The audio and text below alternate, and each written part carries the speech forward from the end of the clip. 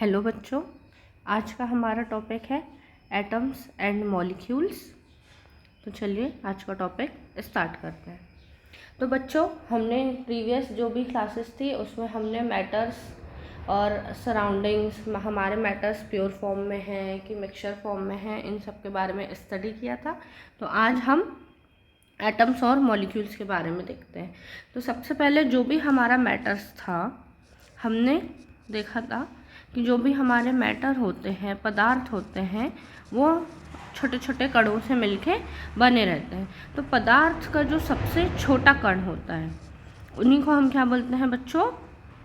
Atom बोलते हैं। तो स्मॉलेस्ट पार्ट तो जो है हमारा क्या होता है, वो एटम कहलाता है।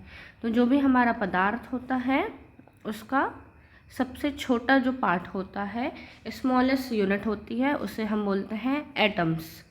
अब एटम्स को लेके भी अलग अलग जो साइंटिस्ट थे, हमारे फिलोसोफर थे, उनने अपने अपने विचार दिए थे।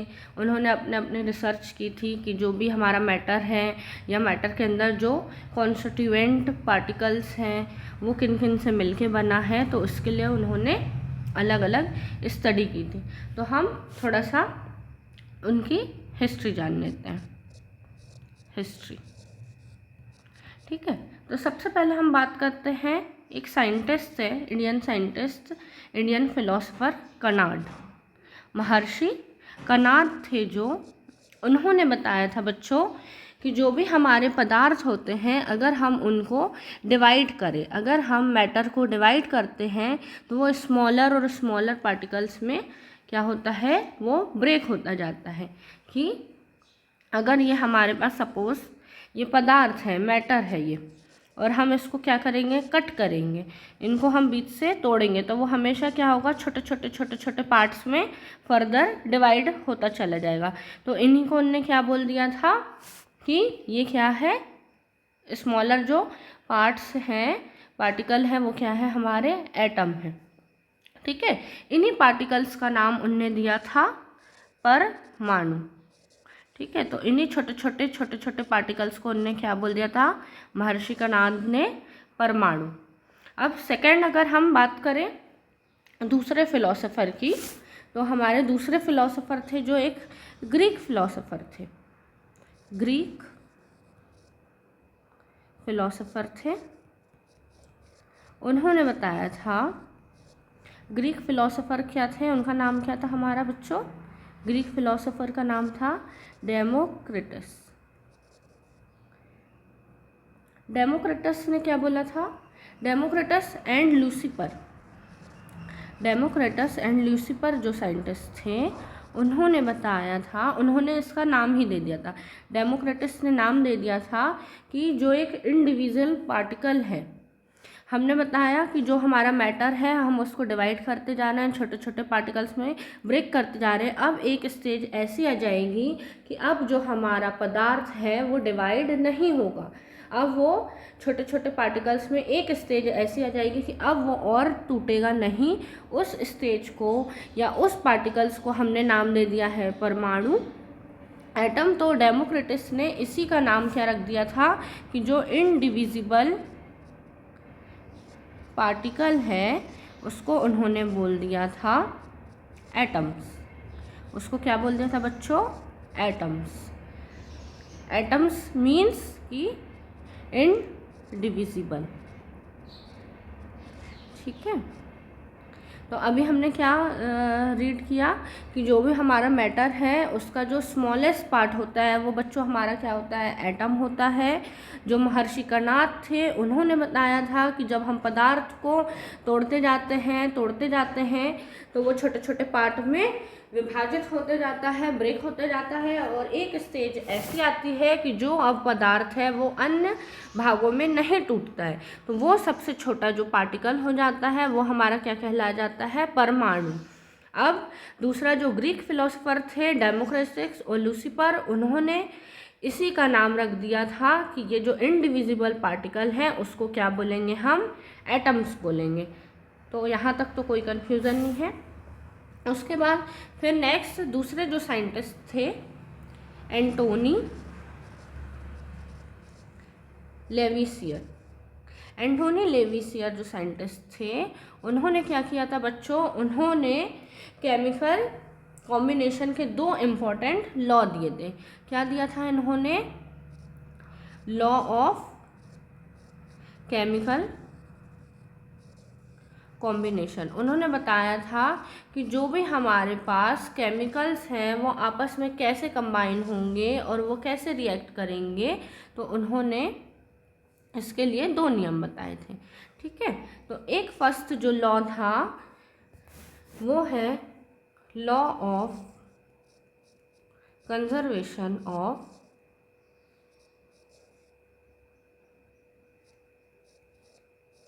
मास। क्या था बच्चों? फर्स्ट लॉ था जो law of conservation of mass. तो लेविसियर ने बताया था कि जो भी हमारी केमिकल रिएक्शंस होती है, जब भी हम क्या करते हैं, 2 रिएक्टेंट को आपस में रिएक्ट कराते हैं। ठीक है, तो जो भी हमारा प्रोडक्ट बनता है, ए और बी क्या है बच्चों? यहाँ पे रिएक्टेंट है। रिएक्टेंट मतलब होता है कि जो भी हमारी रिएक्शन में पार्टिसिपेट करते हैं, भाग लेते हैं, उन्हें हम क्या बोलते हैं बच्चों? रिएक्टेंट बोलते हैं। यहाँ रिएक्टेंट की स्पेलिंग करेक्ट करते हैं, रिएक्टेंट बोलते हैं। और उसके बाद जो बनता है, रिएक्शन होने के बाद जो भी हमारा बनता है प्रोडक्ट, उसे हम बोलते हैं प्रोडक्ट। मतलब जो हमारा परिणाम निकलता है, रिजल्ट में जो हमें मिलता है, उसे हम बच्चों क्या बोलते हैं? प्रोडक्ट। तो उन्होंने बताया था कि जो लॉ ऑफ कंजर्वेशन ऑफ मास था कि हमारे पास सपोज ए और बी जो है 2 रिएक्टेंट हैं। तो हमने ए का जब हमने वेट किया तो ए का वेट है हमारा 20 ग्राम, और बी का जब हमने वेट किया तो बी का वेट है हमारा 30 ग्राम। हमने वेइंग मशीन से ये दोनों रिएक्टेंट का वेट किया। अब क्या किया हमने? इनकी आपस में रिएक्शन कराई। तो 20 और 30 का जब हमने आपस में मिक्स किया तो इसका वेट जो कंबाइन होकर आया था वो 50 ग्राम था। ठीक है बच्चों, और जो हमारा प्रोडक्ट बना है, जब रिएक्शन हो गई तो फिर हमने प्रोडक्ट को भी क्या किया? उसका वेट मेज़र किया, तो उसका वेट भी क्या आया? 50 ग्राम। तो कहने का मतलब ये है कि जब भी कोई रिएक्टेंट पार्टिसिपेट करते हैं केमिकल रिएक्शन में, तो जो उनका पहले मास रहता है, वही मास क्या होता है बच्चों? रिएक्शन होने के बाद भी, प्रोडक्ट बनने पे भी उसका मास क्या रहता है? सेम रहता है, सेम मास रहता है। मीन्स कि जो भी हमारा रिएक्टेंट का मास है और जो भी हमारा प्रोडक्ट का मास है, mass of reactant same to the mass of product. तो ये था हमारा क्या? Law of conservation of mass. तो आपको ये वाला फर्स्ट लॉ आई होप समझ में आया होगा। अब इसी को अगर हम बुकिश लैंग्वेज में देखें, स्टेटमेंट के फॉर्म में देखें, तो स्टेटमेंट के फॉर्म में क्या हो जाता है? Law of conservation of mass. तो law of conservation of mass state that mass can neither be created nor be destroyed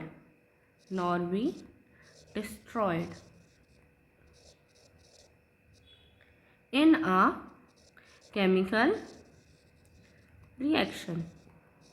means कि जो भी हमारा मास जो है कंजर्व रहता है, ठीक है, सेफ रहता है। जितना पहले था उतना ही मास हमारा रिएक्शन होने के बाद भी रहता है।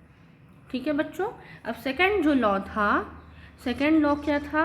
Law of constant proportion. क्या है बच्चों second law? Law of constant proportion. तो लॉ ऑफ कांस्टेंट प्रपोर्शन क्या बोलता है? सपोज हम बात करते हैं वाटर की, पानी की। तो आपको पता है कि वाटर का फॉर्मूला क्या होता है? H2O। जो वाटर है वो किन किन मॉलिक्यूल से मिलके बना रहता है? तो ये हाइड्रोजन एंड ऑक्सीजन से मिलके बना होता है। किससे मिलके बनता है बच्चों वाटर? हाइड्रोजन और ऑक्सीजन से। ठीक है। तो जो हाइड्रोजन और ऑक्सीजन का रेशो रहता है वो यहाँ पे होता है हमारा 1:8। मीन्स कि हाइड्रोजन का 1 मॉलिक्यूल और ऑक्सीजन का 8 मॉलिक्यूल आपस में कंबाइन होके क्या बना देते हैं, हमारा वाटर मॉलिक्यूल बना देते हैं। क्या बना देते हैं बच्चों? Water molecule. अब हम जब वाटर की बात करते हैं तो सपोज अगर हम अपने घर से पानी लेते हैं, ठीक है, फ्रॉम घर से लेते हैं तो घरों में कैसा पानी आता है हमारा? टैप वाटर आता है, फ्रॉम टैप वाटर। या फिर हम बात करें कि रिवर से पानी लें, या हम बात करें पॉन्ड से, लेक से। तो ये सब क्या है? अगर हम पानी को हम किसी भी सोर्स से लेते हैं, ठीक है, टैप वाटर से ले, रिवर से, पॉन्ड से, लेक से ले, तो क्या होता है कि क्या वाटर का जो कॉम्पोजिशन है या जो कॉन्स्टिट्यूएंट है क्या वो बदल जाता है? कि वाटर अगर हम सपोज टैप वाटर लेंगे तो उसका फॉर्मूला जो है H2O रहेगा, और अगर हम रिवर से लेंगे तो इनके जो कंपोजिशन है वो बदल जाएंगे। क्या ऐसा इट इज़ पॉसिबल? तो नो, ये ऐसा पॉसिबल नहीं होता है। हम सोर्स जो भी है हमारा वाटर का कैसा भी हो, पर जो पानी का कॉन्स्टिट्यूएंट रहेगा या पानी किससे मिलकर बनेगा? हमेशा हाइड्रोजन और ऑक्सीजन से ही मिलकर बनता है बच्चों। कभी भी ये जो कॉम्बिनेशन है वो चेंज नहीं होता है। तो यही था लॉ ऑफ कांस्टेंट प्रोपोर्शन में। अगर हम इसकी डेफिनेशन देखें कि ये लॉ क्या कहता है, तो इसकी डेफिनेशन जो स्टेटमेंट है कि in a chemical substances the elements are always present in definite proportion by mass. क्या बोल रहा है? In definite proportion by mass. That means कि हमेशा उसका एक डेफिनेट प्रपोर्शन रहेगा। मीन्स कि हाइड्रोजन हमेशा 1 ही रहेगा और ऑक्सीजन हमेशा 8 ही रेशो में होगा। ऐसा नहीं होगा कि रिवर से हमने वाटर लिया तो यहाँ पे उसका प्रपोर्शन, उसकी वैल्यू 3 हो गई है और वाटर हमारा 8 ही रहा है। अगर 3 और 8 रहेगा तो कभी वाटर नहीं बनेगा। हमेशा इनका प्रपोर्शन कैसा रहेगा बच्चों? 1:8 में रहेगा। तो ये था हमारा लॉ ऑफ कांस्टेंट प्रपोर्शन। बच्चों अब इसी का हम एक और एग्जांपल से समझते हैं। जैसे कि सपोज हमें बनाना है CO2 है, मीन्स CO2 मीन्स कि जो हमारा कार्बन डाइऑक्साइड है। तो कार्बन डाइऑक्साइड में हमेशा जो कार्बन और ऑक्सीजन का रेशो रहता है बच्चों वो रहता है 3:8। ठीक है। तो कार्बन के मीन्स 3 मॉलिक्यूल्स हैं और ऑक्सीजन के 8 मॉलिक्यूल्स आपस में कंबाइन होकर क्या बनाते हैं? CO2 बनाते हैं।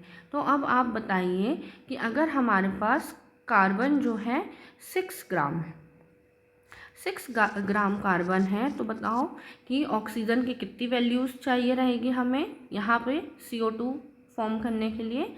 तो देखते हैं। जैसे हमें पता है कि कार्बन जो है हमारा, कार्बन और ऑक्सीजन है 3:8 के फॉर्म में है। तो यहाँ पे हमारे पास 6 है, तो यहाँ पे 6 लाने के लिए हमने इसको 2 से मल्टीप्लाई कर दिया और उससे भी हमने 2 से मल्टीप्लाई कर दिया। तो ये हो गया 6:8:16। तो अगर हमें सपोज 6 ग्राम कार्बन है और हमें 6 ग्राम कार्बन से CO2 बनाना है, तो हमें 6 ग्राम जब कार्बन की मात्रा लेंगे तो हमें ऑक्सीजन कितना लेना पड़ेगा? 16 ग्राम लेना पड़ेगा। तब ये क्या होंगे बच्चों? आपस में 3:8 के फॉर्म में कंबाइन होकर ये क्या बनाएंगे? CO2 बनाएंगे। वैसे ही अब हम नेक्स्ट देखते हैं डाल्टन्स एटॉमिक थ्योरी। तो अब जो डाल्टन साइंटिस्ट थे उन्होंने एटॉमिक को लेके क्या थ्योरी दी थी हमें वो बताना। ठीक है। तो डाल्टन जो साइंटिस्ट थे, डाल्टन्स एटॉमिक थ्योरी, तो जो डाल्टन साइंटिस्ट थे उन्होंने एटम्स को लेके क्या क्या अपने विचार या फिर हम बोल सकते हैं क्या पोस्टुलेट्स दिए थे। तो उन्होंने बताया था सबसे पहले कि जो भी एलिमेंट्स हैं, कंपाउंड्स हैं या मिक्सचर है, वो सभी क्या है, एक स्मॉल पार्टिकल से मिलके बने रहते हैं, जिन्हें हम क्या बोलते हैं, एटम्स बोलते हैं। तो सबसे पहले उन्होंने क्या बताया था कि जो भी एलिमेंट्स हैं या फिर हम बोले मिक्सचर है या फिर कंपाउंड है, वो सब किससे मिलके बने होते हैं, ये सब बने होते हैं एक स्मॉल पार्टिकल से, जिसे हम क्या बोलते हैं, एटम्स बोलते हैं बच्चों। ठीक है, ये पार्टिकल्स कैसे होते हैं, टाइनी पार्टिकल्स होते हैं, छोटे छोटे से पार्टिकल्स होते हैं। कैसे पार्टिकल्स होते हैं ये बच्चों, टाइनी पार्टिकल्स होते हैं। ये टाइनी पार्टिकल्स क्या करते हैं, केमिकल रिएक्शन में पार्टिसिपेट करते हैं। उसके बाद उन्होंने सेकेंड बताया था कि जो भी हमारे एटम्स रहते हैं वो कैसे रहते हैं, इनडिविजिबल रहते हैं। कैसे रहते हैं बच्चों, हमारे जो भी एटम्स हैं वो इनडिविजिबल पार्टिकल हैं। ठीक है, मीन्स कि हम उसे और पार्ट्स में डिवाइड नहीं कर सकते और हम उसे तोड़ नहीं सकते। एटम्स कैसे इनडिविजिबल है, means can not be created और destroyed in a chemical reaction. But आगे हम देखेंगे फर्दर कि इसके कुछ ड्रॉबैक्स भी थे। फिर उन्होंने आगे जो साइंटिस्ट थे उन्होंने रिसर्च किया था, और जो एटम्स है, एटम्स के अंदर भी उन्होंने क्या हुआ था, सब पार्टिकल्स की खोज की थी, प्रोटॉन, इलेक्ट्रॉन और न्यूट्रॉन की। तो यहाँ पे कुछ कुछ जो डाल्टन्स एटॉमिक थ्योरी के पॉइंट्स थे वो कुछ कुछ ड्रॉबैक्स में भी चले गए थे। उसके बाद डाल्टन्स ने और क्या बताया था कि डाल्टन्स ने बताया था कि जो भी एटम्स हैं उनके identicals, atoms of a given element are identical in mass and chemical properties. ठीक है, तो जो भी एलिमेंट्स रहते हैं उनके मासेस कैसे रहते हैं, आइडेंटिकल रहते हैं। फिर उन्होंने बताया था कि atoms of different elements have different masses and chemical properties. तो जो सेम एलिमेंट है, सपोज कि ऑक्सीजन है, तो ऑक्सीजन जो है एक ही एलिमेंट है, तो उसके जो भी एटम्स रहेंगे उनकी सेम मास रहेगा और केमिकल प्रॉपर्टीज़ रहेंगी। और जैसे कि डिफरेंट एलिमेंट है तो उनके क्या होंगे, डिफरेंट मासेस और केमिकल प्रॉपर्टीज़ रहेंगी। फिर उसके बाद उन्होंने बताया था कि एटम्स जो है combine in the ratio of small whole number to form a compound. हमेशा क्या ये होते हैं, स्मॉल होल नंबर्स में क्या होते हैं, कंबाइन होते हैं, एंड फॉर्म कंपाउंड। ठीक है, जैसे कि हम सपोज यहाँ देख लेते कि 1:8 था या 3:8 था, तो ये क्या है, स्मॉल होल नंबर है। ठीक है, फिर उसके बाद उन्होंने बताया था कि जो भी रिलेटिव नंबर हैं एटम्स के वो क्या रहते हैं, कांस्टेंट रहते हैं कंपाउंड्स में। तो हमने देखा था कि यहाँ पे जो भी वैल्यूज़ थी कार्बन और ऑक्सीजन की वो कैसी थी, एक कांस्टेंट थी, हमेशा फिक्स्ड वैल्यू रहती थी। तो ये कुछ पॉइंट्स थे डाल्टन एटॉमिक्स थ्योरी के। डाल्टन एटॉमिक थ्योरी के कुछ ड्रॉबैक्स भी थे, जैसे कि उन्होंने बताया था कि हम एटम्स हैं वो इनडिविजिबल पार्टिकल्स हैं। तो फिर साइंटिस्ट ने आगे रिसर्च करके उसके भी सब पार्टिकल्स को फाइंड किया था। फिर उन्होंने जैसे बताया था कि जो भी एलिमेंट्स हैं उनके आइडेंटिकल मासेस और केमिकल प्रॉपर्टीज़ रहती है। तो फिर हम जैसे आइसोटोप्स और आइसोबार के बारे में नेक्स्ट चैप्टर में पढ़ेंगे, तब हम इसका डीपली स्टडी करेंगे। अब बच्चों हम बात करते हैं एटम्स के। जैसे अगर हम एटम्स के साइज़ की बात करें तो हमें पता चल गया है कि एटम्स जो है बहुत ही स्मॉलर होते हैं। ठीक है, और एटम्स एक्चुअल में क्या होते हैं, स्मॉलर तो होते हैं, एक्चुअल में एटम्स जो होते हैं बिल्डिंग ब्लॉक्स लाइक स्ट्रक्चर होते हैं। ठीक है, तो बिल्डिंग ब्लॉक्स लाइक स्ट्रक्चर होते हैं। जैसे कि किसी भी बिल्डिंग्स को बनाने के लिए बहुत सारे जो है हमें पदार्थ चाहिए रहते हैं। जैसे बहुत सारे ईंट हैं, सपोज़ कि अगर किसी बिल्डिंग्स की जो स्मॉलेस्ट यूनिट देखते हैं वो क्या होती है, एक ब्रिक्स होता है। ये ब्रिक होता है, तो वैसे ही अगर हम किसी मैटर की बात करें, सपोज़ ये हमारा कोई मैटर है और इसमें छोटे छोटे छोटे छोटे पार्टिकल्स है, तो जो स्मॉलेस्ट पार्टिकल वो हो जाएगा हमारा क्या, एटम हो जाएगा। तो हम बात करते हैं कि जितने भी एटम्स हैं वो क्या होते हैं, building blocks of all matter. ठीक है। अब उसके बाद अगर हम इसके साइज़ की बात करें तो हम एटम की जो एटॉमिक रेडियाई की बात करते हैं, सपोज़। तो जो एटम की एटॉमिक रेडियाई होती है वो कितनी होती है बच्चों, 1/10⁹ metre is equal to 1 nm। जो एटॉमिक रेडियाई होती है एटम की, उसे हम रेडियाई को मेज़र करते हैं बच्चों नैनो, सॉरी यहाँ में स्पेलिंग मिस्टेक हो गई है, नैनोमीटर। नैनोमीटर में हम क्या करते हैं बच्चों, इसको मेज़र करते हैं। तो बच्चों जो हमारी एटॉमिक रेडियाई होती है उसे हम मेज़र करते हैं नैनोमीटर में, और नैनोमीटर जो है इसकी यूनिट है। तो 1/10 जो नैनोमीटर है वो 1 नैनोमीटर जो है इक्वल होता है 1/10⁹ मीटर के, या फिर हम बोल सकते हैं 1 नैनोमीटर इज इक्वल टू होता है 10⁻⁹ मीटर के। ठीक है। तो ये है हमारी एटॉमिक रेडियस की वैल्यू। आप ये भी याद रख सकते हैं कि यहाँ पे 9 आ रहा है, 9 से क्या याद रखेंगे बच्चों हम, नैनोमीटर। 10⁻⁹ है, मीन्स कि 1 नैनोमीटर है।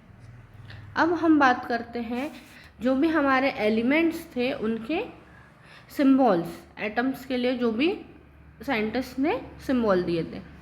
तो पहले क्या हुआ था, जो डॉल्टन्स थे, जो हमारे साइंटिस्ट डॉल्टन थे, उन्होंने एलिमेंट के सिंबल को सबसे पहले रिप्रेजेंट किया था। तो उन्होंने क्या किया था कि कुछ साइंस बनाए थे। जैसे कि सपोज़ हम बात करें कि उन्होंने एक सर्कल के अंदर एक डॉट रख दिया था, तो उसको हाइड्रोजन कह दिया था कि हाइड्रोजन का रिप्रेजेंटेशन हम इससे करेंगे। फिर कार्बन के लिए पूरा ऐसा ब्लैकिश कार्बन हो गया। फिर ऑक्सीजन के लिए ऐसा ब्लैंक सर्कल था, तो उसे हमने ऑक्सीजन बोल दिया। ठीक है। फिर सल्फ़र के लिए सपोज कि एक सर्कल है, उसमें ऐसा प्लस बना दिया, तो ये सल्फ़र हो गया। पर सारे एलिमेंट्स के लिए तो ऐसा साइन पॉसिबल नहीं था। तो फिर क्या हुआ था कि अलग अलग साइंटिस्ट अपने अलग अलग विचार, अपने थॉट्स प्रस्तुत करते रहते थे, बताते रहते थे। तो फिर क्या हुआ कि जो IUPAC जो है एक इंटरनेशनल ऑर्गेनाइजेशन है।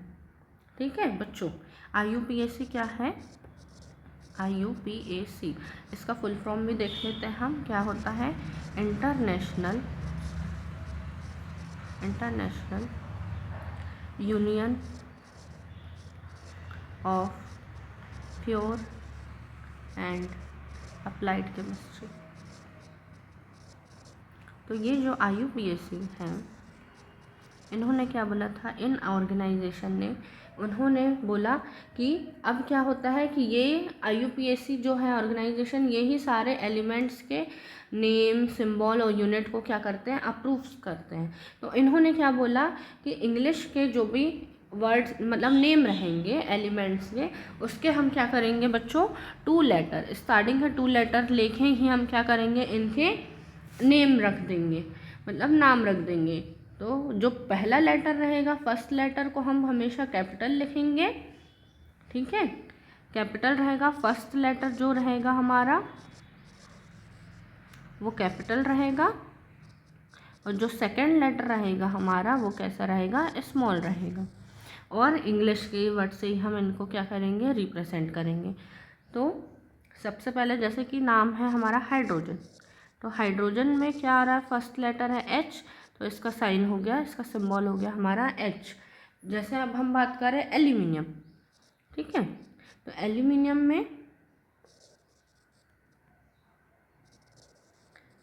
में बच्चों इसका सिंबल क्या हो गया, A और L।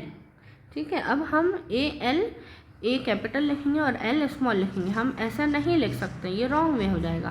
हमें फर्स्ट लेटर कैपिटल लिखना है और सेकंड हमें क्या लिखना है, स्मॉल लिखना है। तो जैसे कि अब हम बात करें जिंक की, तो ZN, जिंक का साइन हो जाता है ZN। वैसे क्या हुआ था कि कुछ लैटिन और जर्मन और ग्रीक वर्ड्स भी थे, उनसे भी क्या हुआ है, हमारे जो एलिमेंट हैं उनके सिंबल्स बने हैं। जैसे कि अगर हम बात करें आयरन की, तो आयरन को लैटिन में बोलते हैं फेरम। आयरन को क्या बोलते हैं बच्चों, लैटिन में फेरम। तो इसी से उसका सिंबल क्या बन गया, Fe बन गया आयरन के लिए, ठीक है। अगर हम बात करें जैसे सोडियम की, तो सोडियम को लैटिन में बोलते हैं नेट्रियम। तो नेट्रियम से उसका साइन क्या बना, Na, ठीक है। फिर पोटेशियम की बात करें तो कैलियम, तो कैलियम से क्या बन गया बच्चों, K। तो ये थे कुछ, ये हमारे जो भी एलिमेंट्स हैं उनको क्या करना है, रिप्रेजेंट करने के सिंबल्स हैं। अब जो हमारे एलिमेंट्स हैं वो 1 से लेकर 20 तक तो बच्चों आपको लर्न होना ही चाहिए। जो भी हमारे एलिमेंट्स हैं 1 से 20 तक आप उसे लर्न कर लेना। उसे लर्न करने की मैं आपको अब टेक्निक बताती हूँ। जैसे कि ये एटॉमिक नंबर है हमारे पास 1 से लेकर 20 तक दिए हैं, तो पहले हम 1 से 10 तक का देखते हैं, फिर 1 से 20 तक का देखते हैं। तो हमारे लिए मैंने इसकी एक ट्रिक बनाई है। तो इसकी ट्रिक क्या है कि यहाँ पर बताती हूँ मैं पहले। तो ट्रिक क्या है बच्चों इनको याद करने की, तो इसकी बहुत ही मज़ेदार ट्रिक है, अब आप सुनिएगा। तो हम जब भी कभी किसी से मिलते हैं, तो हम सपोज़ अपने फ्रेंड से मिलते हैं, किसी भी रिलेटिव से, तो हम सबसे पहले उसे हाय हेलो करते हैं। तो हम क्या बोलेंगे, हाय हेलो, हेलो हम बोलते हैं ना, हाय हेलो, ठीक है। तो hi hello BBC news, BB news, hi hello BB news, ठीक है। Hi hello BB news on Friday night, on Friday night. तो क्या ट्रिक हो गई बच्चों हमारी 1 से लेकर 10 तक की, hi hello BB news on, एक minute, hi hello BB news on Friday night. तो इसी से क्या बन जाएगा हमारा, हाय से हो गया हाइड्रोजन, हेलो से हीलियम लिथियम, बी से हो गया हमारा बेरिलियम, फिर बी से हो गया हमारा बोरॉन, सी से हो गया हमारा कार्बन, न्यूज़ से बन गया बच्चों हमारा नाइट्रोजन, ऑन से बन गया हमारा ऑक्सीजन, और फ्राइडे से बन गया हमारा F फ्लोरीन, और नाइट से बन गया बच्चों हमारा नियॉन, ठीक है। तो आपको ये समझ में आया। तो कैसे बोलेंगे हम, हाय hello BBC news on Friday night. तो इससे क्या करोगे आप, 1 से लेकर 10 तक के सिंबल्स जो है हमारे और एलिमेंट्स को याद कर लेंगे। वैसे अब हम 11 से 20 तक की बात करें, तो तारक मेहता का उल्टा चश्मा तो हम सब ने देखा ही है, और उसमें एक जो सोडा शॉप जिसकी रहती है वो कौन रहता है, किसकी रहती है बच्चों, सोडा शॉप अब्दुल की रहती है। अब्दुल क्या करता है, हमेशा सोडा बेचता रहता है। तो अब्दुल से अब अपन थोड़ी सी कन्वर्सेशन करेंगे। और जो अब्दुल है, अब्दुल को कुछ चीज़ें पसंद नहीं है, जैसे कि अब्दुल को मीठा पसंद नहीं है, अब्दुल को ब्लैक कलर पसंद नहीं है, ठीक है। तो अब हम देखते हैं आगे की ट्रिक। तो क्या है, ना मांगो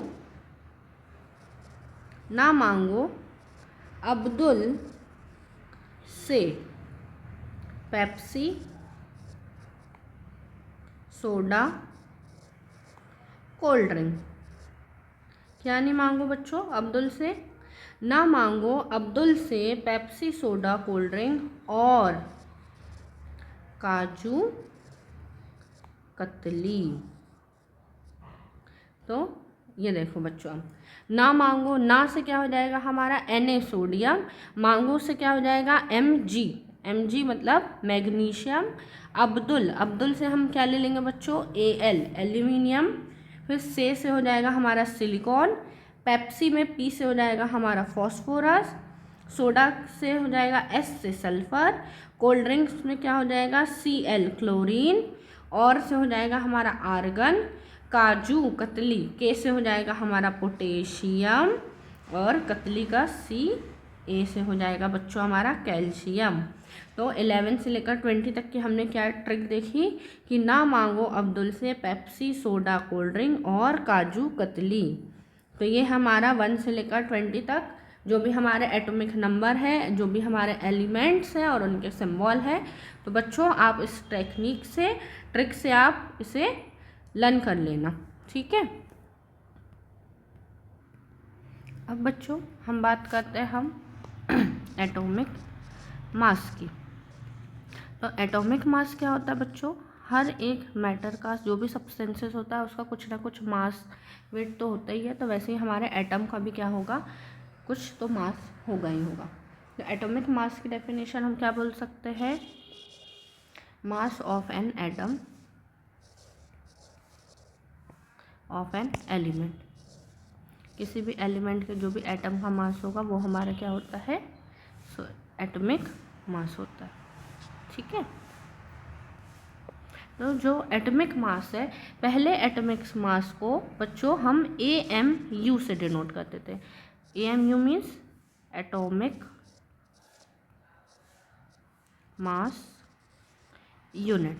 क्या होता था बच्चों? इसे मैं क्लियर करके लिखती हूँ,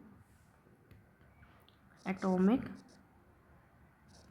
मास यूनिट, ठीक है। अब क्या हुआ, IUPAC ने सजेस्ट किया कि एटॉमिक मास यूनिट, या इसे हम चेंज करके ओनली यू से डिनोट करने लगे हम, मीन्स कि यूनिट मास।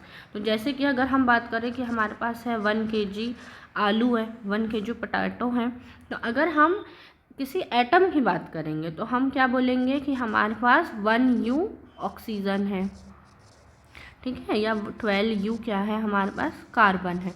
तो ये क्या होती है, उसकी यूनिट होती है। जो हम U से रिप्रेजेंट कर रहे हैं या AMU से रिप्रेजेंट कर रहे हैं, तो ये क्या होती है बच्चों?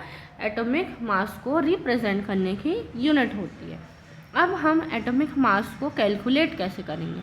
तो एटॉमिक मास को कैलकुलेट करने के लिए एक क्या हुआ था, यूनिवर्सल एक्सपेक्टेशन, मतलब कि एक वो आ गया था, लॉ बोल सकते हैं, लॉ नहीं बोल सकते हम, रेफरेंस बोल सकते हैं, कि जो भी हमारे एटम्स हैं, जो भी मॉलिक्यूल्स के एटम्स हैं, तो उनको रिप्रेजेंट करने के लिए हमने एक रेफरेंस वैल्यू ले लिया है, कार्बन 12 आइसोटोप। किसे ले लिया बच्चों? Carbon 12 isotope.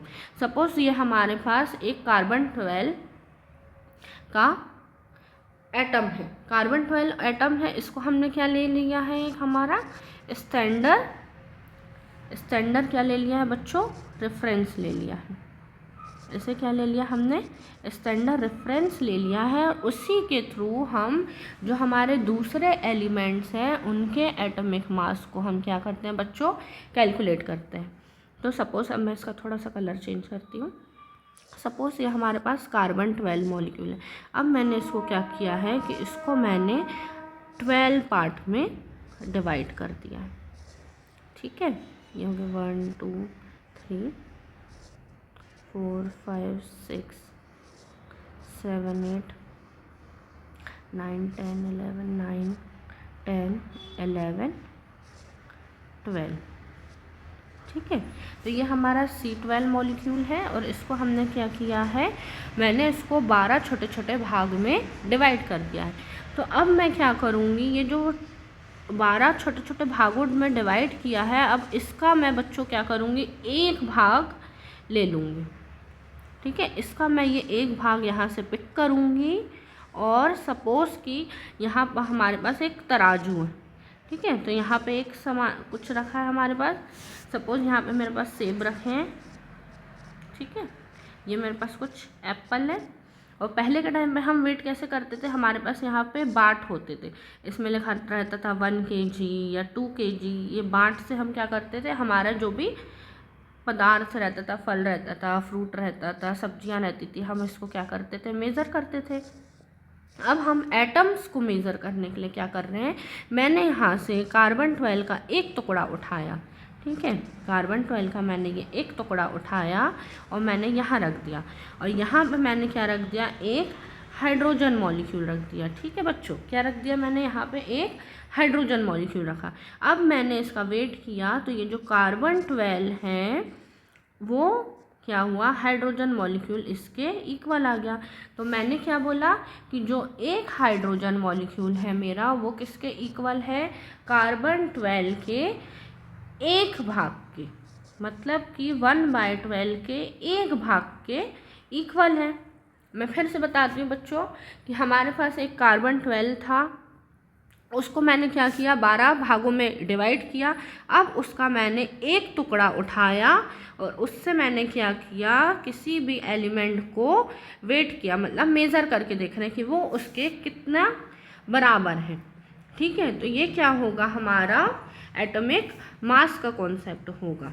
तो अब इसका हम स्टेटमेंट देखते हैं। तो क्या बोलेंगे हम कि, तो क्या बोलेंगे बच्चों हम कि जो हमारा 1 एटॉमिक मास यूनिट होता है, मैं यहाँ डेफिनेशन लिख देती हूँ, 1 एटॉमिक मास यूनिट होता है, मास यूनिट होता है जिसे हम U से रिप्रेजेंट करते हैं, वो इक्वल टू किसके होता है, वो इक्वल टू होता है 1/12 of the mass of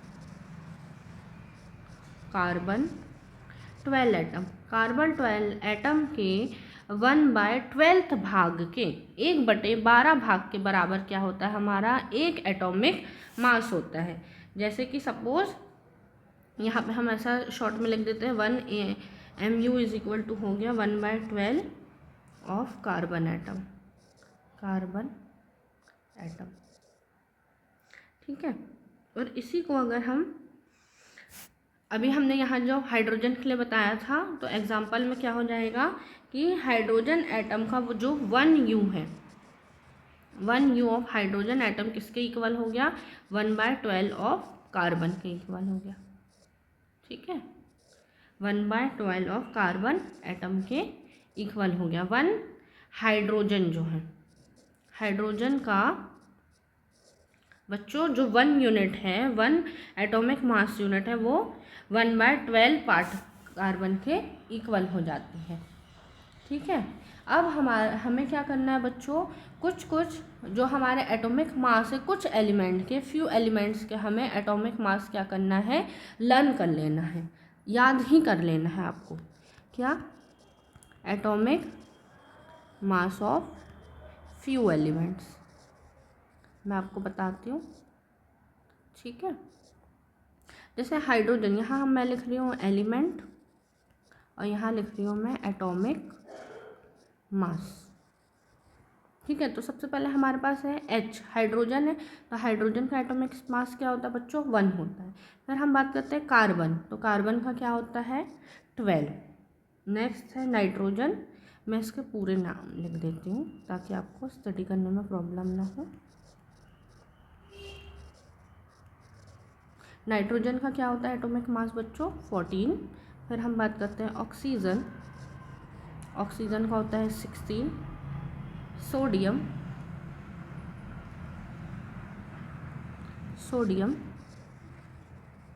sodium का होता है 23।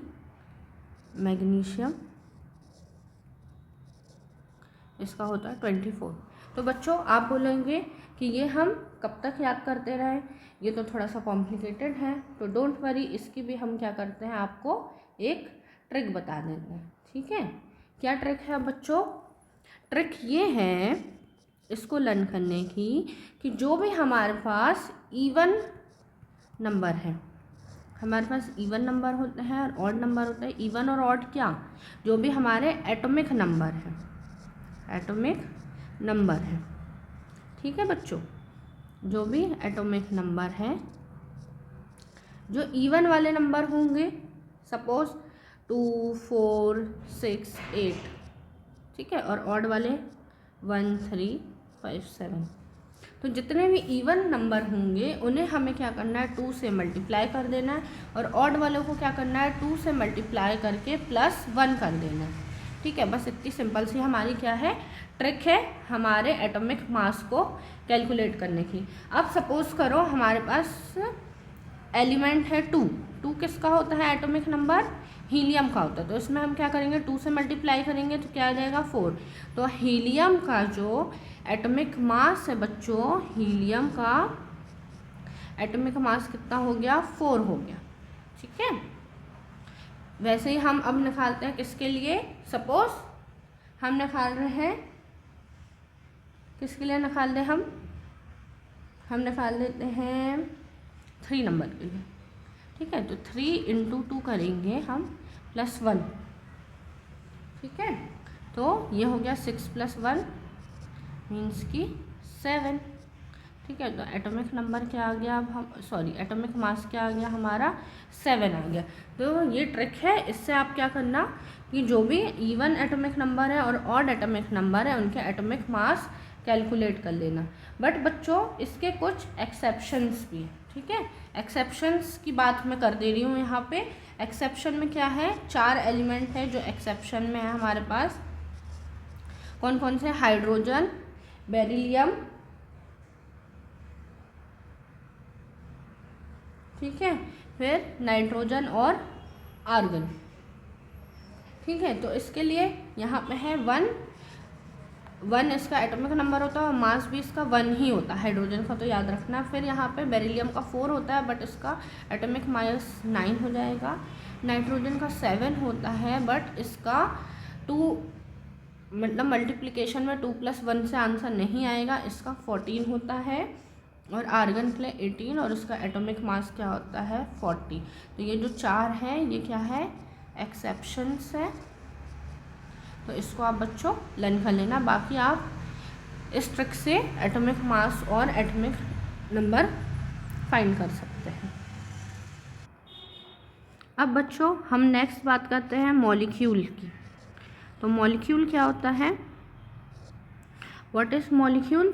तो मॉलिक्यूल क्या होता है? जब हमारे 2 या 2 से ज़्यादा एटम हैं वो क्या होते हैं? कंबाइन करते हैं, combine together and form a molecule.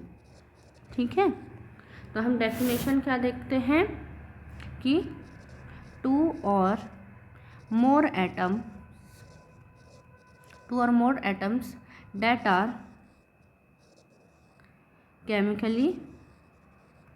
chemically bonded together। ठीक है, तो जब 2 या 2 से ज़्यादा एटम्स आपस में एक दूसरे से बॉन्ड से जुड़ेंगे। अब ये जो जुड़ते हैं इनके बीच में क्या रहता है? एक अट्रैक्टिव क्या रहता है बच्चों? अट्रैक्टिव फोर्स रहता है। अट्रैक्टिव फोर्स से ये क्या होते हैं? एक दूसरे से जुड़ते हैं, तो इसे हम क्या बोलते हैं? मॉलिक्यूल बोलते हैं। ठीक है, तो मॉलिक्यूल को हम अगर डिफाइन करें तो मॉलिक्यूल क्या होगा? एक स्मॉलेस्ट पार्टिकल है एलिमेंट का जो कि क्या होता है?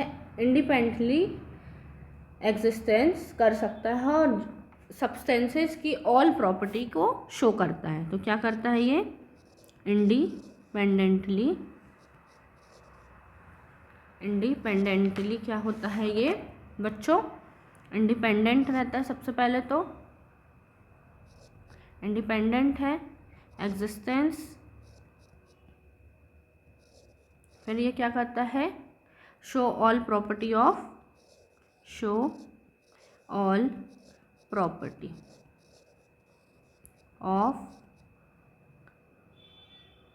That substances.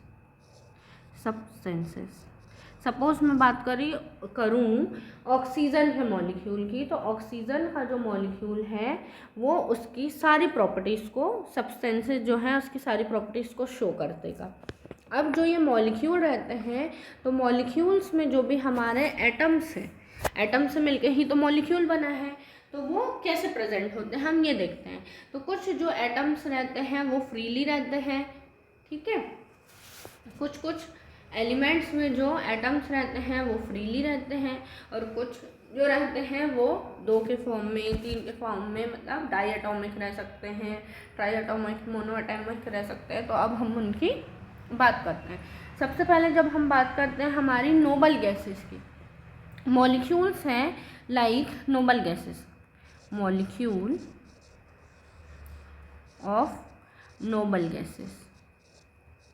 तो नोबल गैसेस जो हैं, नोबल गैस तो अपन को पता है कि वो इनर्ट गैस है, उनको किसी से कोई मतलब नहीं रहता, उन्हें ना किसी से कुछ लेना है ना किसी से कुछ देना है। वो कैसे रहती है, नोबल गैसेस हमेशा फ्रीली रहती है बच्चों। कैसी रहती है, नोबल गैस हमेशा फ्रीली रहती है। तो इसीलिए वो कैसी रहती है, हमेशा सिंगल रहती है। मीन्स कि वो हमेशा रहती है मोनो एटॉमिक। कैसी रहती है, वो हमेशा मोनो एटॉमिक, मतलब उसके एक ही जो एटम रहते हैं, सिंगल एटम ही एग्जिस्ट कर लेते हैं। जैसे कि सपोज आर्गन है, ठीक है, हीलियम है, ये हमेशा कैसे रहते हैं, सिंगल सिंगल फॉर्म में रहते हैं। कैसे रहते हैं बच्चों, ये मोनो एटॉमिक रहते हैं, सिंगल फॉर्म में रहते हैं। अब हम बात करें सपोज नॉन मेटल की। अब हमारे पास जो नॉन मेटल है, नॉन मेटल हमेशा कैसे रहते हैं, ज़्यादातर ये डाई एटॉमिक रहते हैं। कैसे रहते हैं बच्चों, डाई एटॉमिक। मीन्स कि ये कैसे एग्जिस्ट करेंगे, दो एटम्स के साथ, 2 के फॉर्म में। जैसे कि हो गया हमारा ऑक्सीजन, तो ऑक्सीजन को हम लिखते हैं O2। मीन्स ऑक्सीजन के कितने मॉलिक्यूल हैं यहाँ बच्चों, 2 मॉलिक्यूल हैं। जैसे हम बात करें नाइट्रोजन, तो नाइट्रोजन को भी हम लिखते हैं N2, ठीक है। नाइट्रोजन के भी कितने मॉलिक्यूल हैं, 2 मॉलिक्यूल हैं। क्लोरीन Cl2, क्लोरीन के कितने मॉलिक्यूल हैं यहाँ बच्चों, 2 मॉलिक्यूल हैं, ठीक है। तो जब भी हमारे 2 मॉलिक्यूल रहेंगे, 2 एटम, मॉलिक्यूल नहीं बोल सकते सॉरी, 2 एटम प्रेजेंट रहेंगे, तो उन्हें हम क्या बोलते हैं, डाई एटॉमिक। जैसे हाइड्रोजन को लिखूँ मैं H2, तो इससे क्या पता चल रहा है कि यहाँ पे हाइड्रोजन के कितने एटम हैं, 2 एटम्स हैं। तो आपको ये बात क्लियर हुई बच्चों कि मोनो एटॉमिक क्या होता है और डाई एटॉमिक क्या होता है। मोनो एटॉमिक में जो भी हमारे मॉलिक्यूल्स हैं एलिमेंट के, वो कैसे रहेंगे, सिंगल एटम से मिलके बने रहेंगे। और हम बात करें डाई एटॉमिक की, तो डाई एटॉमिक में क्या रहेंगे, हमारे 2 एटम्स प्रेजेंट रहेंगे। ऐसे ही फिर हम बात करें ट्राई एटॉमिक, टेट्रा एटॉमिक, तो आप समझ जाएंगे ट्राई एटॉमिक में 3 एटम्स रहेंगे, टेट्रा एटॉमिक में 4 एटम्स रहेंगे, ठीक है। पॉली एटॉमिक्स में बहुत सारे एटम्स रहेंगे। तो ऐसे ही क्या होता है, एटम्स जो है फॉर्म होते जाते हैं। इसे हम बोलते हैं एटमिसिटी, ठीक है। क्या बोलते हैं बच्चों, एटमिसिटी, ठीक है। जैसे कि हम सपोज बात करें O3 लिखा है, तो O3 को हम क्या बोलते हैं, ओजोन बोलते हैं। क्या बोलते हैं बच्चों, ओजोन बोलते हैं। ये कैसा है, ट्राई एटॉमिक है। तो ट्राई एटॉमिक है मीन्स यहाँ पे ऑक्सीजन के कितने एटम हैं, ऑक्सीजन के 3 एटम ऑफ ऑक्सीजन। तो इसे हम क्या बोल देंगे बच्चों कि ये क्या है, हमारा ट्राई एटॉमिक है। जैसे कि फॉस्फोरस है, तो फॉस्फोरस कैसा होता है, P4 लिखते हैं। फॉस्फोरस कैसा होता है, टेट्रा एटॉमिक होता है। तो आपको बच्चों यहाँ पे एटॉमिसिटी जो है वो क्लियर हो गया कि जितने भी एटम्स प्रेजेंट रहेंगे मॉलिक्यूल में, वो होती है उसकी एटॉमिसिटी, ठीक है। अब हम बात करते हैं कंपाउंड्स की। अब हम किसकी बात करते हैं बच्चों, कंपाउंड की। तो क्या होता है कंपाउंड्स, कंपाउंड्स में when different atoms, different molecule जो हैं कंबाइन होते हैं, तो वो क्या बना लेते हैं, अब हमारे मॉलिक्यूल्स, डिफरेंट मॉलिक्यूल जब है हमारे कंबाइन होते हैं, तो वो क्या बना लेते हैं, कंपाउंड बना लेते हैं। सपोज कि वाटर है, क्या है बच्चों हमारे पास, वाटर है। तो वाटर क्या है, H2O। मीन्स कि ये हाइड्रोजन और ऑक्सीजन 2 मॉलिक्यूल से मिलके बना है, 2 एलिमेंट से मिलके बना है। तो व्हेन, डेफिनेशन क्या हो जाएगी, व्हेन 2 और मोर एटम्स और molecules combine together to form a compound। तो जब 2 या 2 से ज़्यादा मॉलिक्यूल से एटम आपस में कंबाइन हो जाएंगे, तो हम उसे क्या बोलेंगे कि हमारा कंपाउंड बन गया है, ठीक है। एटम्स नहीं बोल सकते, हम मॉलिक्यूल्स बोलते हैं, क्योंकि जो हमारे जब 2 एटम्स कंबाइन होंगे तो क्या बनेगा बच्चों, मॉलिक्यूल बनेगा। और जब 2 मॉलिक्यूल आपस में कंबाइन होंगे तो वो क्या बनेगा बच्चों, ये एटम है, ये एटम है। जब 2 एटम कंबाइन हुए तो उनने मॉलिक्यूल बनाया, और 2 मॉलिक्यूल कंबाइन हुए तो उनने क्या बनाया, कंपाउंड बनाया। ठीक है, इज दैट क्लियर? यस। वैसे ही हम बात करते हैं अमोनिया। सपोज हम बात कर रहे हैं बच्चों अमोनिया की, तो अमोनिया का फॉर्मूला क्या होता है, NH3। NH3 मीन्स कि नाइट्रोजन है और क्या है बच्चों हमारा, हाइड्रोजन है। नाइट्रोजन और हाइड्रोजन है, ये आपस में कंबाइन होंगे एंड फॉर्म अमोनिया। ठीक है, तो आपको ये कंपाउंड का कॉन्सेप्ट क्लियर हुआ। नेक्स्ट आ जाते हैं हम आयंस पे। किस पे आते हैं बच्चों, आयन पे। तो आयंस क्या होते हैं, जो भी हमारे एटम्स हैं अब या फिर हमारे कंपाउंड हैं, उनमें क्या होते हैं, जब हमारी स्पीशीज़ में चार्ज आ जाते हैं। ठीक है, तो क्या होता है कि जब चार्ज आपस में मिलते हैं तो उन्हें हम क्या बोल देते हैं, आयन। तो आयन क्या होता है बच्चों, आयन की अगर हम डेफिनेशन देखें तो आयन को हम कैसे डिफाइन करेंगे, एन एटम और group of atom, group of atoms having positive और नेगेटिव चार्ज। मीन्स कि ऐसा एटम है हमारे पास, 2 एटम्स हैं, एक में पॉजिटिव चार्ज है और एक में नेगेटिव चार्ज है, तो ये आपस में क्या बनाएंगे, मिलके आयंस बनाएंगे। तो आयंस जो है हमारे बेसिकली 2 टाइप्स के होते हैं। एक होता है हमारा आयंस जो है 2 टाइप्स, कैटायन होता है और एक होता है हमारा एनायन। क्या होता है बच्चों, कैटायन और एनायन। तो कैटायन हम किसे बोलते हैं, an ion can be negative और पॉजिटिव चार्ज, और negatively charge ion called anion. जब क्या होता है, नेगेटिव चार्ज होता है, किसी एटम में क्या होता है, नेगेटिव चार्ज होता है, तो उसे हम क्या बोल देते हैं, एनायन बोल देते हैं। और पॉजिटिवली चार्ज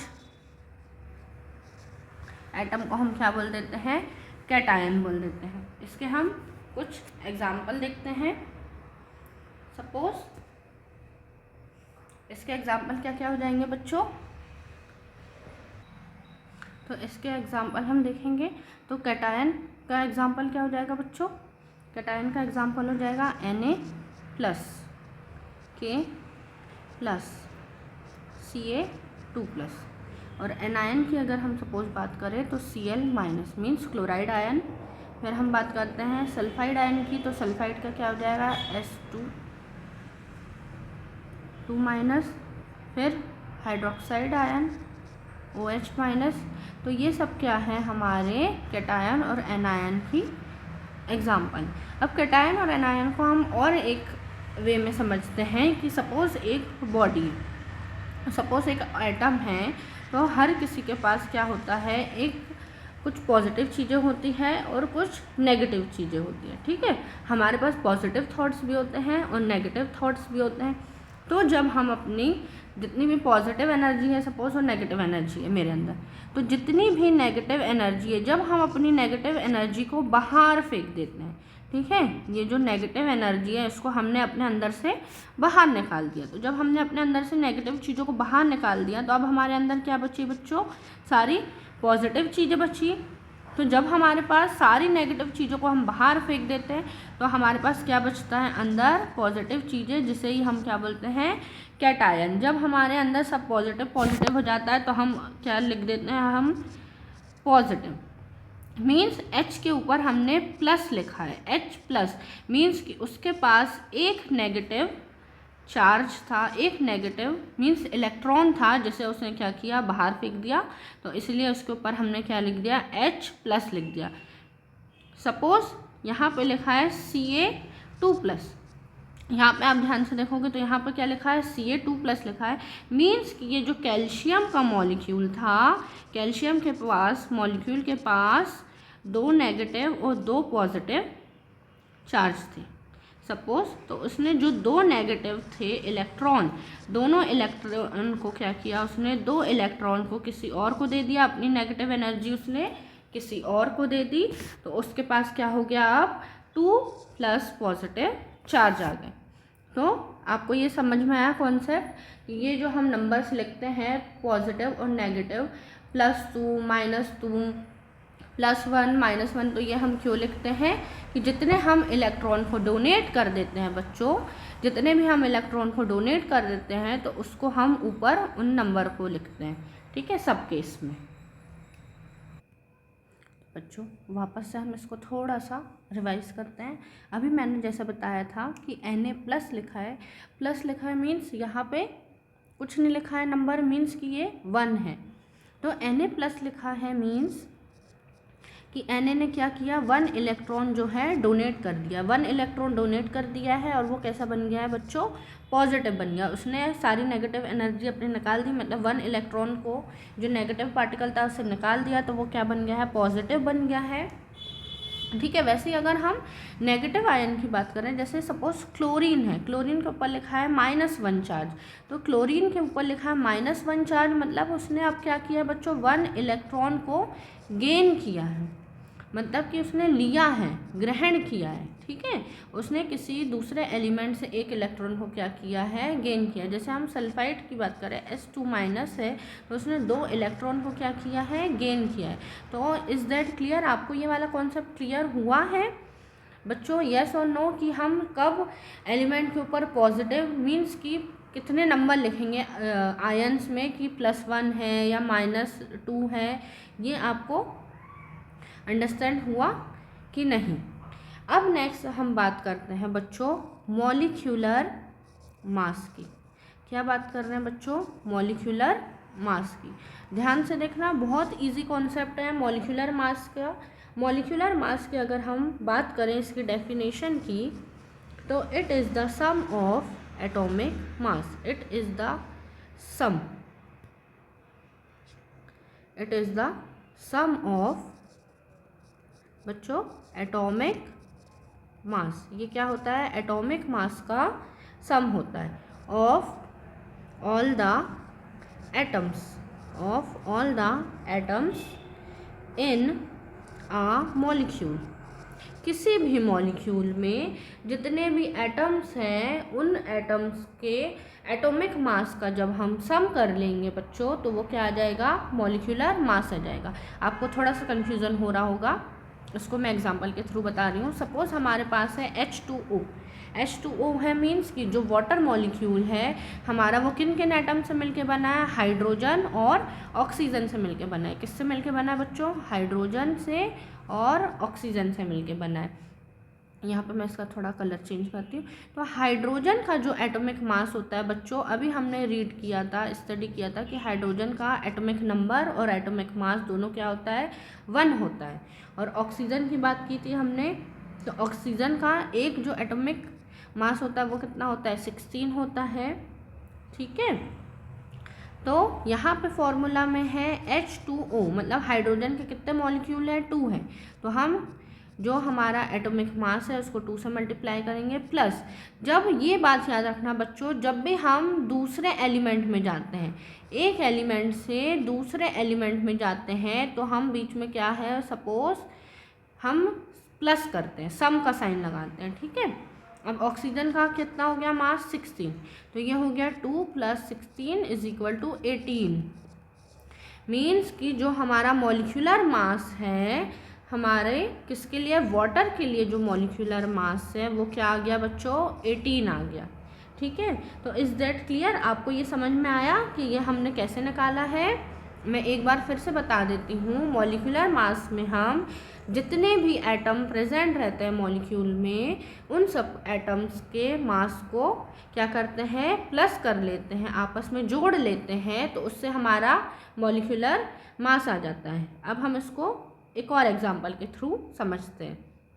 सपोज हमें मॉलिक्यूलर मास कैलकुलेट करना है, किसका, molecular mass of Al2SO4 thrice, ठीक है, किसका कैलकुलेट करना है बच्चों, Al2SO4 थ्राइस का।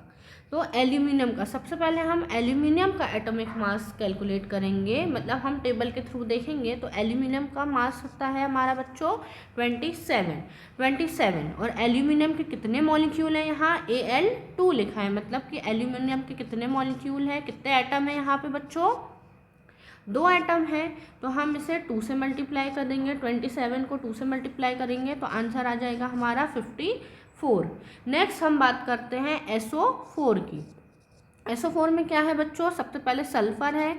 सल्फर का एटॉमिक मास होता है हमारा बच्चों 16, ठीक है, सल्फर का कितना होता है 16। उसके बाद हम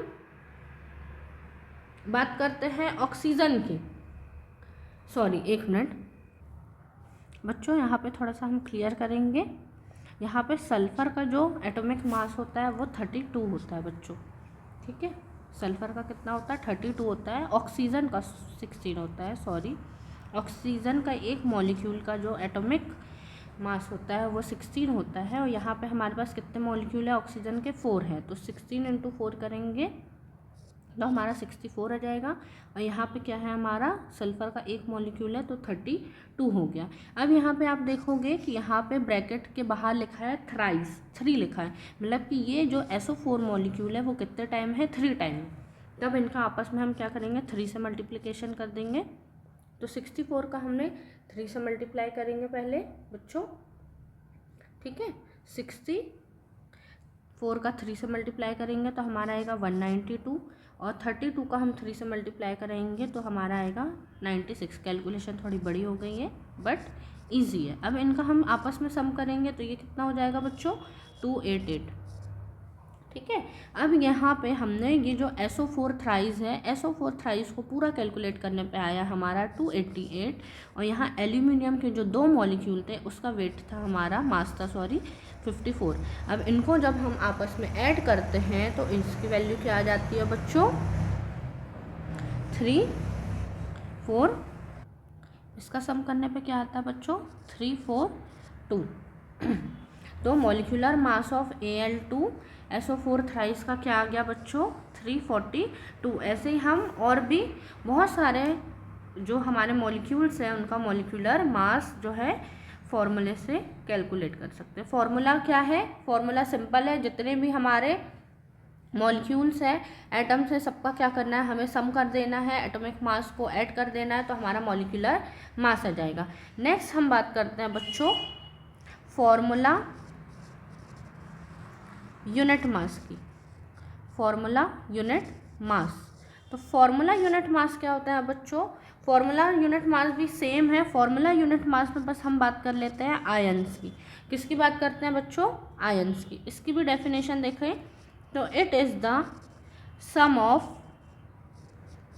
एटॉमिक मास